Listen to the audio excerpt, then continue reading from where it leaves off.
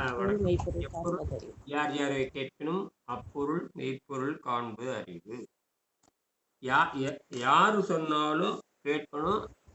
அப்புறம் அதில் இருக்கிற உங்கள் மூளையை வச்சு ஆராய்ச்சி பண்ணி கண்டுபிடிக்கணும். அறிவு. அறிவுனா அதான் அது. எப்பொருள் யார் யார் வாய் கேட்பினும்.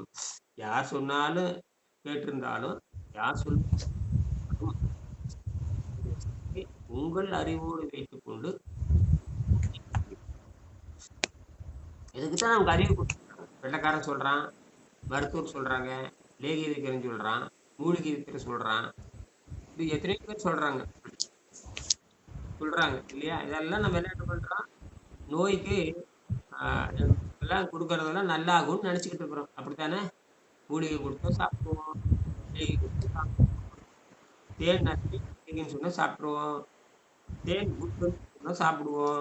இப்படிலாம் நம்ம சொல்லி நம்ம ஏமாத்துவோம். உங்கள் ஆரோக்கியத்துக்கு எந்த தொடர்பும் இல்லை. இதற்கு உங்கள் ஆரோக்கியத்துக்கும் எந்த தொடர்பும் இல்லை. 3 வேளை ஆகாரம் சாப்பிட்றவனுக்கு என்ன வரும்? குறிப்பாக என்ன சொல்கிறாங்கன்னா, அமெரிக்காவை சேர்ந்த 2 மருத்துவர்கள், அவங்க ஒரு மருத்துவர் பேர் உலக புகழ்பெற்ற நூல், அவங்க 2 பேரும் சேர்ந்து எழுதுகிறாங்க. ஒருத்தர் பேர் doctor Shams MD, doctor Richard ஷாம்ஸ்ன்னு பேர். அவர் இப்போ கூட உயிரோடு இருக்கார். அவர் நிறைய நூல் எழுதியிருக்காரு. அமெரிக்காவில் புகழ் வாய்ந்த மருத்துவரில் அவரும் ஒருவர். அவர் தொராசிக் மெடிசனில் நெஞ்சக மருத்துவத்தை, அது தொண்டை, அப்புறம் தைராய்டு, சிறப்பு மருத்துவர். அவரும் அவருடைய நண்பரும் 2 பேரும் சேர்ந்து, அவர் பேர் இன்னொரு நண்பர் செக் ஸ்டெரின் எம்எஸ், இவர் எம்டி, இவங்களையும் சேர்ந்து ஒரு நூல் எழுதுகிறாங்க.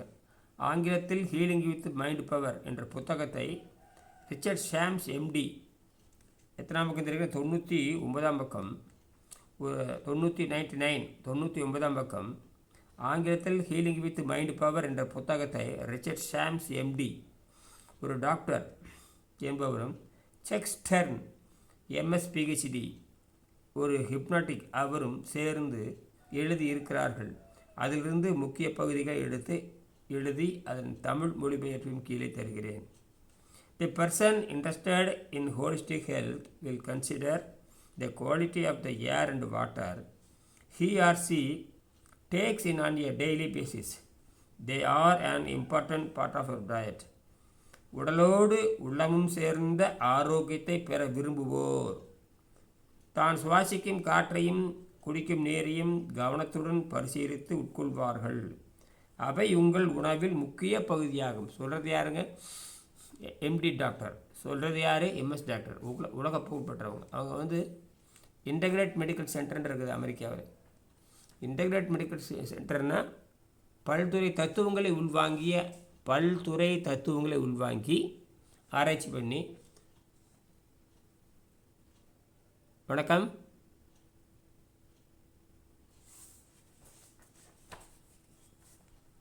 கேக்குதுங்கய்யா? கனெக்ஷன் டிஸ்கனெக்ஷன் ஆயிடுச்சு. என்னாச்சுன்னு தெரியலையே, விட்டு வரான். நீங்க கூப்பிட்டு எனக்கு வர மாட்டேங்குது. இல்ல, நான் ப்ளூடூத் கனெக்ட் பண்ண ட்ரை பண்ணேன், டக்குன்னு டிஸ்கனெக்ட் ஹேங் அப் ஆயிடுச்சு. நீங்க கூப்பிட்டு எனக்கு வர மாட்டேங்குது. அது என்ன உள்ள இந்த இடத்துல செட்டிங்ஸ் மாத்தணும் மாட்டேங்குது. எங்க போய் பண்ணிருக்குது? நான் ஏதாவது மாத்தணுங்களா?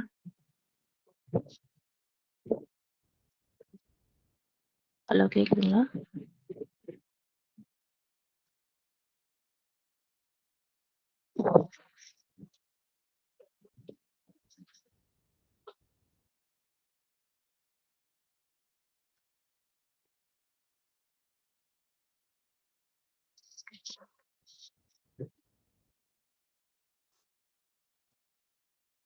வணக்கம் ஐயா. கேக்குதுங்களா? நான் பேசுறது கேக்குங்களா? கேக்குதுங்க. இந்த 99ஆம் பக்கம், 99ஆம் பக்கம் பார்த்தீங்கன்னா, ஆங்கிலத்தில் ஹீலிங் வித் மைண்ட் பவர் என்ற நூலை 2 அமெரிக்க மருத்துவர்கள் எழுதியிருக்காங்க. உலக புகழ்பெற்ற மருத்துவம். இந்த புத்தகத்தின் பேரு ஹீலிங் வித் மைண்ட் பவர். 2 பேருமே, ஒருத்தர் எம்எஸ் டாக்டர், ஒருத்தர் எம்டி டாக்டர்.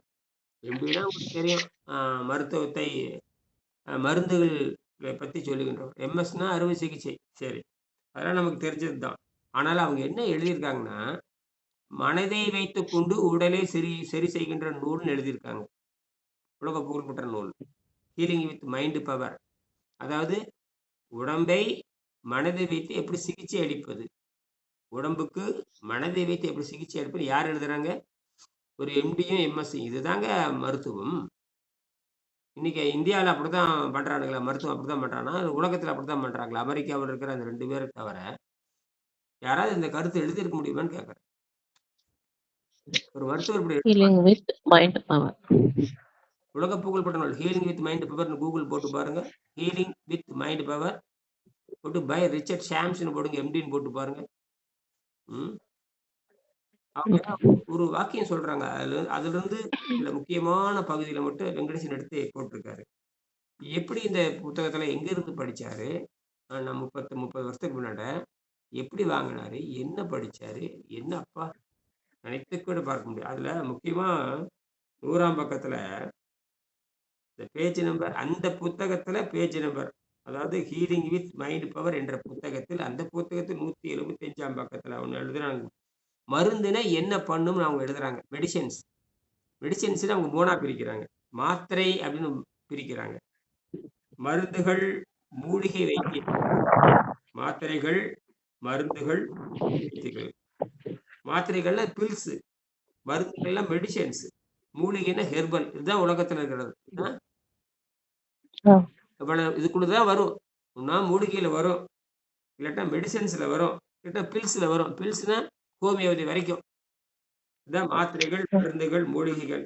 இந்த வைத்தியங்கள் ஆகியவற்றை, இதெல்லாம் ஒரு வைத்தியம் தான், ஆகியவற்றை முழுக்க நம்பி இருப்பது தவறு. என்னது? முழுக்க நம்பி ஏதோ போனீங்க வந்தீங்க ரைட். ஆனால் அதையே நம்பிட்டு இருந்தீங்கன்னா என்ன ஆகும் தெரியுமா? மாத்திரைகள், மருந்துகள், மூலிகை வைத்தியங்கள் ஆகியவற்றை முழுக்க நம்பி இருப்பது தவறு. அந்த நம்பிக்கையும் பழக்கமும் நோயின் அறிகுறிகளை மறைத்து வைத்து, நோயினுடைய அறிகுறிகளை மறைத்து வைக்குமே தவிர நோயை குணமாக்காது. அதான் விஷயமே. நோயின் அறிகுறிகளை மறைத்து வைத்து நோயை அதிகமாக்குவதில் ஈடுபடுகின்றன. அப்ப என்ன அர்த்தம்? நீங்க அது முழுக்க நம்பி இருப்பது தப்பு. அது நோயின் அந்த மருந்து, மாத்திரை, மூலிகைகள் இந்த 3ல தான் இருக்க முடியும். அப்புறம் ஸ்டீராய்டு வேற வந்திருக்கு. அதெல்லாம் விடுங்க. இப்ப இந்த ஸ்டீராய்டையும் சேர்த்துக்கலாம். அப்ப இவைகள் நோயின் அறிகுறிகளை மறைத்து வைத்து, நோயின் அறிகுறிகளை சைடு எஃபெக்ட் சப்ரஸ்ன்னு சொல்லுவாங்க. சப்ரஸ் கம்ப்ரஸ் அப்படின்னு சொல்லுவாங்க. ப்ராப்ளத்தை தீர்க்காம ஒரு பைப்பு வந்து ஒரு குழாய் போயிட்டு இருக்குது, ஏதோ சின்ன துருவேறி உடஞ்சிருச்சு. நீங்க என்ன பண்றீங்க? பிளாஸ்டர் ஆஃப் பாரிஸ் போட்டு அப்பத்துக்கு என்ன பண்றாங்க? சூப்பர் செல்லோட்டை போட்டு ஒட்டி விட்டுறீங்க. அந்த ஒரு நிமிஷத்துக்கு அது நிற்கும். கடைசியில் அந்த பசங்க போனதுக்கு அப்புறம் என்ன ஆகும்? பிச்சுட்டு போய் பைப் உடச்சு நாசம் பண்ணிடு. இதுதான் அடிப்படை. உலகத்துல பரிணாம அறிவியல் அடிப்படையில் இதை புரிந்து கொண்டவர் திருவள்ளுவர். இதை புரிந்து கொண்டவங்க இவங்கெல்லாம் வந்து எவல்யூஷன் சயின்டிஸ்ட். யாருங்க? திருவள்ளுவர். அதனாலதான் இந்த யோகம் தான் விண்வெளிக்கு செல்கிறது. இந்த யோகம் தான் ஒவ்வொரு அமெரிக்கனும் கத்துக்க வேணும். அதை நான் நிரூபிக்கணும். அதுக்கு தான் நான் முயற்சி பண்றேன். அதுக்கு தான் என் பொண்ணை வச்சு இங்கிலாந்துல நான் முயற்சி பண்றேன். நான் இது கூட பேசினேன். சரிங்களா? இதை உடனே ஏற்பாடு பண்ண சொல்லியிருக்கேன். 25,000 ரூபா பணம் கட்டி ஃபார்ம் 9க்கு போக சொல்லியிருக்கேன். நாம் கண்டுபிடிச்ச அந்த அணுக்கரு மின் விசை வந்து உலகத்தில் நீங்கள் போட்டு பாருங்க. நான் என்ற கருத்தில் நீங்கள் ஏஐ டியூவில் போட்டு பாருங்க. ஒன்று சாட்ஜிபியில் போட்டு பாருங்க, அல்லது கோபைலட்டில் போட்டு பாருங்க, இல்லாட்டன்னு கூகுள் நோட்புக் ஏஎல்எம் போட்டு பாருங்க. நீங்கள் கேட்குற கேள்விக்கு நம்ம பதில் சொல்லவே மாட்டேன். அத்தனை டோட்டல் எல்லா ஏஐயும் டோட்டல் ஃபெயிலியர். சும்மா பழைய டேட்டா வச்சு கதை விட்டுட்டு இருக்கானுங்க. பழைய டேட்டா வச்சு கதை விடுறானுங்க. எதையும் நம்பாதீங்க. எதையும் உங்கள் சொந்த மொழியை பயன்படுத்துங்க. உங்கள் சொந்த மொழியை பயன்படுத்தி கேளுங்க பார்க்கலாம், பதிலே இருக்காது. ஏன்னா எல்லாம் பழைய இத்து போன டேட்டாஸ். சரி, அப்போ இது என்ன பொருள் தெரியுமா உங்களுக்கு? நீங்கள் சாப்பிட்றீங்க, இது கூட சக்கரை நோய்க்கு மருந்து இருக்கான்னு கேட்டீங்க. இது வந்து உடம்பை சுத்தம் செய்கின்ற பொழுது புற்றுநோய் குணமாக்குறது தான் இலக்கு. புற்றுநோய் குணமாக்குறது இல்லை, சாகாம இருக்கிறது தான் இலக்கு. என்னது? சாகாம இருக்கணும்னா சீர்நீர் சுரக்கூடாது. சீர்நீர் வயிற்றுல இருக்கிற நீர் வந்து தேவையற்றது. என்ன சொல்றாங்க? இறப்பை என்பது தேவையற்றது. அப்படி தேவையற்றது இருந்தாலும் ஏதோ திருட்டு வா. இறப்பை என்பது தேவையற்றது. அது ஒரு ஆச்சரியமானது, அது ஒரு வியப்புக்குரியது. இயற்கை நமக்கு ஒரு வாய்ப்பு தந்திருக்குதுங்கிறேன். அதனால அத வெட்டி எடுக்கலாங்கிறேன். ஏதோ பிரச்சனைனா எடுத்துறலாங்கிறேன். எடுத்தா கூட நேரா உணவு குழாயும், அ உணவு குழாய், நேரா உணவு குழாயும், அப்புறம் வந்து சிறுகுடல்னு வந்து சின்னதா இடைச்சு விடுறானுங்க. அந்த இடைப்பு வெட்டி எடுத்ததுக்கு அப்புறம் இடைவெளி இருக்கு இல்லையா? அந்த இடைவெளிய அந்த இடைவெளிங்கிறது கீழ சிறுகுடல் தொடங்குது. இரைப்பைக்கு அப்புறம் சிறுகுடல் தொடங்குது. அப்ப உணவு குழாயும், சிறுகுடலையும் இணைச்சிடுறானுங்க. நடுவுல என்ன இல்ல? இரைப்பை இல்லை. அந்த மாரி இல்ல. உள்ள இருக்கிற எந்த உறுப்பையும் எடுத்தாலும் மனுஷன் சாகுறதில்ல. ஏங்க? உள்ள ஆப்பரேஷன் பண்ணா அப்பவே சாகணும்ல. கத்தியில குத்துனோனே செத்து போயிடுறான். நறுக்குன்னு துப்பாக்கி ஏறிருது வயித்துல, நெஞ்சில ஏறிருது. டமார்னு உள்ள தொலைச்சிட்டு போயிருது. அது பயங்கரமான ஹீட்டா உள்ள போகுதுங்க.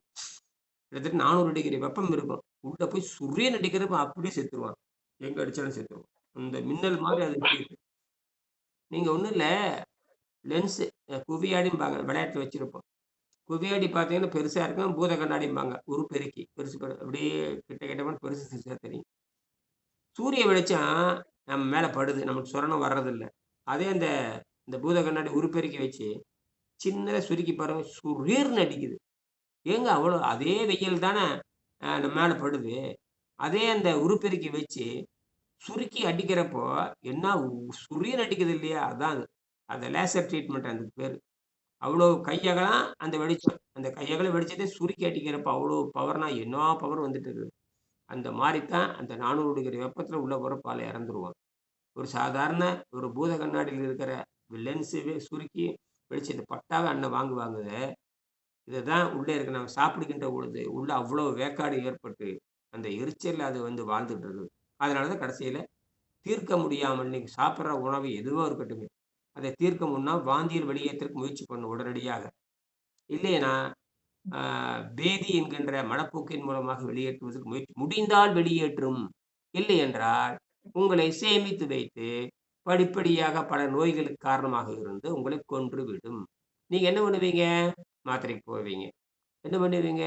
மூலிகைக்கு போவீங்க. அப்புறம் என்னக்கு போவீங்க? மருந்துக்கு போவீங்க. இது என்ன பண்ணும்? அறிகுறிகளை மறைத்து வைத்து நோய்களை அதிகமாக்குவதில் ஈடுபடுகின்றன. அப்படின்னு மருந்தை பற்றி ஆராய்ச்சியாளர்கள் சொல்லுகிறார்கள். இதுதாங்க உண்மை. அதனால தான் ஜிப்மர்ல கூப்பிட்ட நாய் மாரி அப்படியே சண்ட கடை மாரி பெருகிட்டே போகுது. கேஷுவாலிட்டி என்பது வேற. ஒரு எமர்ஜென்சிக்கு வெளிய அடிபடுறான், போராட்டத்துல அடிபடுறாங்க, காயமாகுது, வண்டி வாகனம் மோதுது, வெளியிருந்து பூச்சி வருது, வைரஸ் வருது. இதெல்லாம் ஒரு 2 நாள் இருக்குது, 3 நாள் இருக்குது, 10 நாள் இருக்குது. அடங்கி இருந்தீங்கன்னா, எல்லாம் காணா போயிருது. ஆனால், உள்ளே ஏற்பட்ட பிரச்சனை வைத்துக் கொண்டு தான் உலகம் அல்லல் பட்டுக் கொண்டிருக்கிறது. நாளுக்கு நாள் மருத்துவமனைகள் பெருகிக் கொண்டிருக்கின்றன. கோடிக்கணக்கில கொள்ளையடித்துக் கொண்டு திருடுவதும், எல்லா மருத்துவர்களும் கொள்ளையடிக்காத மருத்துவர் கிடையாது, திருடாத மருத்துவர் கிடையாது, கோடிக்கணக்கில் லஞ்சம் வாங்காத மருத்துவர்கள் கிடையாது. எவனாவது கோடியில ஒருத்தன் இருப்பான். அவன் ரூ. 5க்கு வைத்தியம் பார்த்துட்டு இருப்பான். அவன் அந்த காலத்து 100 வருஷத்துக்கு முன்னாடியே படிச்சிருப்பான். ஏதாவது நியாயங்களை படிச்சிருப்பான், தர்மத்த படிச்சிருப்பான், தமிழ் மொழியில படிச்சிருப்பான், தாய்மொழியில படிச்சிருப்பான். அந்த சிந்தனை வைத்துக்கொண்டு மருத்துவம் பக்கத்துல இருந்திருப்பானுங்க. இன்னைக்கு அந்த மருத்துவர்ல எவனும் கிடையாது. இன்று லஞ்சம் வாங்காத மருத்துவர்கள் எவனும் கிடையாது. கோடிக்கணக்கில் லஞ்சம் வாங்குறானுங்க. வாங்கிட்டு அந்த மருந்தை அவங்க குடுக்குற மருந்து ஆரோக்கியம் உள்ளவர்கள் மீது பரிசோதிக்கிறாங்க. 1000 பேர் 1000 பேத்துக்கு கொடுத்து 900 பேர் செத்தா கூட அவன ஒண்ணும் பண்ண முடியாது. அந்த அளவுக்கு இந்த இருக்குது. மத்திய அரசாங்கம் இந்த வேலைய பண்ணுது. டெல்லி எய்ம்ஸ் அந்த வேலைய பண்ணுது. பல மிக பிரமாண்டமான அரசு மருத்துவமனைகளே ஆமா. குழந்தைகள் மீது கொடூர மருந்துகளை குடுத்து, சட்டத்துக்கு புறம்பாக பரிசோதித்து இருக்குது. செத்துப்போனா கடைசியில அது அவன் ஏற்கனவே நோயில் இருந்தான் அப்படின்னு பொய் சொல்லி பாராளுமன்றத்தில விவாதிக்கிறானுங்க. இதெல்லாம் நடந்திருக்கு. இதெல்லாம் பெட்ரோ கெமிக்கல்ஸ் எல்லாமே. நீங்க சாப்பிடுறது அத்தனையும் பெட்ரோ கெமிக்கல்ஸ். இதெல்லாம் நம்ம புரிஞ்சுக்கணும். இதுதான் எப்பொருள் யார் யாரவை கேட்பினும், அப்பொருள் மெய்ப்பொருள் காண்பது அறிவுன்னு அர்த்தம். எப்படி கொண்டு வந்து சேர்த்துருக்காரு பாரு வெங்கடேசன். இதெல்லாம் தெரியாம தான் நம்ம வாழ்ந்துட்டு இருக்கோம். நம்ம பெரிய அறிவாளி மாரி. என்னது? எம்ஐடிக்கு போறது, அப்புறம் வந்து ஆ அ ஜெர்மனியில புகழ்பெற்ற மேக்ஸ் பிளாங்க் யூனிவர்சிட்டி உலகத்தில top most university. Max Planck society சாதாரணம் இல்ல. அவன் தான் குவாண்டம் சயன்ஸ் ரிசர்ச் பண்றப்ப நான் கண்டுபிடிச்சிருக்கேன் பாருங்க, அது குவாண்டம் சயன்ஸ். நான் கண்டுபிடிச்சிருக்கேன் பாருங்க மின்கலம், அணுச்சேர்வை மின்கலம் இருக்கே, அது குவாண்டம் சயன்ஸோட அடிப்படையா கொண்டது. உலகத்தில தண்ணிக்குள்ள இருக்கிற மின்சாரம் நான் கண்டுபிடிச்சிருக்கேன். எங்கேயாவது தண்ணிக்குள்ள இருக்கிற மின்சாரம் எங்கேயாவது இருக்கா? ம். தண்ணிக்குள் எரிகின்ற விளக்கு எங்கேயாவது இருக்கான்னு கேட்கிறேன். வள்ளலார் கூட தண்ணீல விளக்கு எரிச்சாரு. அப்படின்னு சொல்றாங்க. வள்ளலார் ம். தண்ணீர். வள்ளலார் தண்ணீரில் விளக்கரித்ததாக கதை சொல்லப்படுகிறது. அந்த இடத்துக்கு நான் போயிருக்கேன். நான் போய் பார்த்துருக்கேன். கருங்குழி இடத்துல. ஆனால் நான் தண்ணிக்குள்ளே விளக்கரிக்கிறேன். ம். தண்ணிக்குள்ள விளக்கரிச்சு காட்டியிருக்கேன். உங்களால நம்ப முடியுதா? ம். பதில் பேசுங்க. ஆமா. ஆமாங்க. பார்த்துருக்கேன்ல. பார்த்தேன்ல. எப்படி சாத்தியம் அது? வள்ளலார் வந்து தண்ணிக்கு மேல தான் விளக்கரிச்சாரு அப்படின்னு சொல்லப்படுது. நான் எதுக்குள்ள விளக்கரிக்கிறேன்? கண்டிப்பா. எப்படி சாத்தியம்? நீங்க நீங்க நீங்க நீங்க +2 படிச்சுட்டு தானே வந்திருப்பீங்க. என்ன படிச்சீங்க? +2 தானே? +2 படிச்சுட்டு தானே என்ன படிச்சீங்க? டிகிரி படிச்சேன். என்ன டிகிரி படிச்சீங்க? Computer science. பிசிஏ கம்ப்யூட்டர் சயின்ஸா? பேச்சுலர் ஆஃப் கம்ப்யூட்டர் அப்ளிகேஷனா? பிசிஏ. பிஎஸ்சி. பிஎஸ்சி கம்ப்யூட்டர் சயின்ஸா? பிஎஸ். ம். ஆமா இந்த பிசிஏக்கும் பிஎஸ்சிக்கு என்ன வித்தியாசம்? அது அப்ளிகேஷன், இது சயின்ஸ். அது 2 என்ன வித்தியாசம்? இது சயின்ஸ் புரிஞ்சுக்கிறதா? அது பேரு அப்ளிகேஷன் மட்டும் பண்றதா அது? இந்த பிசிஏங்கிறது வெறும் அப்ளிகேஷன் மட்டுமா? எப்படி பயன்படுத்துறது? உங்க ஆங்கிள்ல இங்க கொஞ்சம் சிலபஸ் மாறும் அவ்வளோதான். அவ்வளோதானவா? சரி. அப்படின்னா, தண்ணிக்குள்ள எப்படிங்க மின்சாரம் தண்ணிக்குள்ள எப்படிங்க விளக்கு எரியும்? வள்ளுவர் கூட சொல்லுவாரு.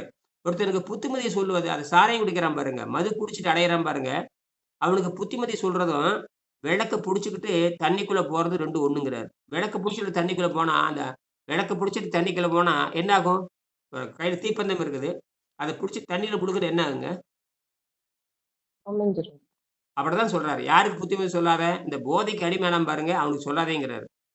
போதைக்கு அடிமையானவனுக்கு நீ புத்திமதி சொல்றதும், கையில தீப்பந்தத்த புடிச்சுட்டு தண்ணிக்குள்ள மூழ்கி ஒரு பொருளை தேடுவதுங்கிறாரு. அது இருட்டுல தண்ணிக்குள்ள இருட்டுல ஒரு ம். பொருள் விழுந்துருச்சு. அத போய் தேடுவதற்கு கையில தீப்பந்தத்த புடிச்சு உள்ள போறேன். போகும்பொழுது அணைஞ்சு போயிரும். அது வேற இருட்டு வேற. எவ்வளோ அழகா திருவள்ளுவர் கையாளுறாரு பாருங்க. யாருக்கு? போதைக்கு அடிமையானவன். அது எந்த போதைன்னு நீங்களே முடிவு பண்ணிக்கங்க. காஃபி போதைக்கு அடிமையானவன். உங்கள எல்லாம் திருத்த முடியுமான்னு கேட்கிறாரு. தெரிஞ்சுட்டேன். நேத்து 2 நாளா குடிக்கல. ஆ. இப்ப மறந்துருச்சு. அப்புறம் முடியாதும்மா. எத்தன வருஷமா காஃபி குடிச்சிட்டு இருப்பீங்க? ஒரு 10 வயசுலேருந்து குடிச்சிருப்பீங்களா? இல்ல 15 வயசுலேருந்து இல்ல கல்யாணம் ஆனதுலருந்து குடிச்சீங்களா? எப்ப இந்த அடிக்ட் ஆகுனீங்க?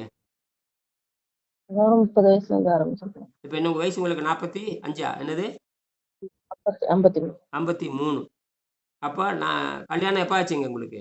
30 வயசுன்னு வச்சுக்கலாம். ம். 30ன்னு வச்சுக்கலாம். இன்னைக்கு என்ன வயசு? 53. அப்ப எத்தன ஆண்டா நீங்க அடிமை? 1/4 ம். நூற்றாண்டா அடிமையா இருந்திருக்கிறீங்க. என்னது? 1/2 நூற்றாண்டு. 1/4 நூற்றாண்டு. என்கிட்ட ஒரு மாணவர் வர்றாரு. அவரு பேரு கம்பம் திருமாறன் பேரு. அவரு 60 வருஷமா சாராயம் குடிக்கிறவரு. 60 வருஷமா அவருக்கு பிறந்ததிலிருந்து ஒரு 15, 16 வயசு கல்லூரியிலேயே அவருக்கு சாராயம் குடிச்சு பழகிட்டாராம். கல்லூரிக்கு நான் போயிருந்தேன். கல்லூரிக்கு எதோ சொன்னாரு அவரு. கல்லூரி நான் பியூசி எது படிச்சிருப்பாருன்னு தெரியல. அதுலேருந்து சாராயம், கள்ளு குடிச்சவர் தான். சாராயம், கள்ளு, இறைச்சி தின்னு, தின்னு, தின்னு உடம்பு எத்து போய் நாறி போய் வந்தாரு. இன்னைக்கு எல்லா நோயும் குணமாயி 15 நாளைக்கு ஒருக்கா அகத் தூய்மை பண்றாரு. 15 நாள் பசி தாகம் நின்னு போய் காத்துலயே வாழ்றது. அப்படி போயாச்சு அவரு. இன்னைக்கு எல்லா நோயும் குணமாயிடுச்சு அவரு. எத்தன வருஷமா ட்ரக் அடிக்ட் அவரு? கிட்டத்தட்ட ஏறத்தாழ 50 வருஷமா குறைஞ்சபட்சம் 40 வருஷம் ட்ரக் அடிக்ட். வசதி உள்ளவர் தான். ஆ. இது மாரி தான். எல்லாரும் அப்படித்தான். உணவுன்னு ஒரு போதை தாங்க. இந்த நீங்க சாப்பிட்ட உடனே தூக்கம் வருதா இல்லையா? ஏதோ ஒண்ணு திங்கிறீங்க. இட்லிங்கிறீங்க, தோசை திங்கிறீங்க, சோத்த திங்கிறீங்க, பிரியாணி திங்கிறீங்க, இறைச்சி திங்கிறீங்க. ஏதோ ஒண்ணு திங்கிறீங்க. அது என்ன சாப்பிட்ட உடனே 1/2 மணி நேரத்துல தூக்கம் வந்துருது. கிர்ருன்னு ஏறிக்கிது. அதுக்கு பேர் என்ன? சொல்லுவாங்க. தின்னு போட்டு தூங்குறான்னு சொல்லுவாங்க. என்ன பண்றாங்க? வீட்டுக்காரர் என்ன பண்றாங்க? இப்பதான் தின்னுட்டு தூங்குறாதுங்க. வீட்டுக்காரி என்ன பண்றாங்க? இப்பதான் தின்னுட்டு தூங்குதுங்க. வாத்தியார் என்ன பண்றாருங்க? இப்பதான் சோறு தின்னாருங்க. மத்தியானம் தூங்கிட்டு இருக்காருங்க. இப்படித்தான் உலகம் போய்க் கொண்டிருக்கிறது. இப்படித்தான் ம். இதுல என்ன போய்க்கொண்டு சுறுசுறுப்பு? சோறு திங்கிற என்னைக்காவது சுறுசுறுப்பா இருக்கான்னு பாருங்க. அவன்ட்ட நாற்றம் இல்லாதவன் எவனாச்சும் இருக்கான்னு பாருங்க. ஆணோ, பொண்ணோ. ஒரு ஆடு ஆடு உணவு திங்குது. அது வாய் நாறுதுல்ல. நாய் உணவு திங்குது. அது நாற்றம் அடிக்கிறதில்ல. தாய்ப்பால் குடிக்கிற குழந்தை, அது வாய் நாற்றம் அடிக்கிறதில்ல. ஆனால் மனிதனுக்கு மட்டும் ஏனுங்க இந்த நாற்றம் அடிக்குது? சிந்திச்சு பார்த்தீங்களா? ம். ம். இதுதான் அப்ப நம்ம சாப்பிடுவதில என்னவா மாறுதுன்னு கேட்டீங்களா? கொடூரம், மலமாக மாறுகிறது. அதான் உண்மை. அதனால எல்லாரும் வெளிக்கு போறானுங்க. தின்றதெல்லாம் என்னவா போயிட்டு இருக்குது? சத்தா போறதில்ல. மலமா தான் போயிட்டு இருக்கு. இது ஏங்க நாம் உணர்றதில்ல? அது அன்றாட பழக்கம். சாராயம் குடிக்கிறவன் வந்து ஆ சாராயம் குடிப்பான். ஒரு 1 மணி நேரத்தில அது ஒண்ணுக்கு போகும். அவ்வளோ பிணவாடை அடிக்கும். அது அவனுக்கு பழக்கமா மாறிடும். அதே மாரி தான் நாமளும். தின்னுபோட்டு பேழ்றது தான் நம்ம வேலை. அது என்ன பெரிய பெரிய கௌரவமா பேசியிருக்கிறேன். டாய்லெட் பார்த்தீங்கன்னா, தங்கத்தில அரபு நாட்டில பார்த்தீங்கன்னா, மன்னர்கள் டாய்லெட் பூரா தங்கத்தில போட்டு வச்சிருக்கானுங்க, மானம் கெட்டவனுங்க. தங்கத்தில டாய்லெட் போட்டு அவனுக்கு பின்ன ஆரோக்கியமான்னு கேட்கிறேன். அ ம். நாம டைல்ஸ் போட்டு பள பள பளன்னு பார்த்தீங்கன்னா, டாய்லெட் மட்டும் 5,00,000த்துக்கு கட்டுறானுங்க. என்னடா கொடுமையா இருக்குது. பேழ்றது நாற்றம் பிடித்தது. அதுக்கு என்னடா அவ்வளவு? இதுதான் அந்த மானங்கெட்ட தன்மைன்னு அர்த்தம். சரியா? சரி. அப்ப நாம் உண்ணும் உணவு எந்த மாரி செலவாகிறது என்று பார்த்தால், இப்படித்தான் செலவாயிட்டு இருக்குது. நாம் உண்ணும் உணவு. இப்ப நான் மட்டும் ஒரு ரூ. 10 உங்கள்ட்ட குடுக்குறேன். ரூ. 2 அதுக்கு செலவாச்சு, ரூ. 2 இதுக்கு செலவாச்சுன்னு சொல்ற மாரி, உண்ணும் உணவு 71ஆம் பக்கத்துல எவ்வளவு கொடுமையானது அப்படின்னு சொல்றாங்க. சரிங்களா? அத பாருங்க. மறுபடியும் நாம வாய்ப்பு இருந்தா 7:30 மணிக்கு பேசுவோம். இதோட நிறுத்திக்கலாம். நன்றி. ம். ம்.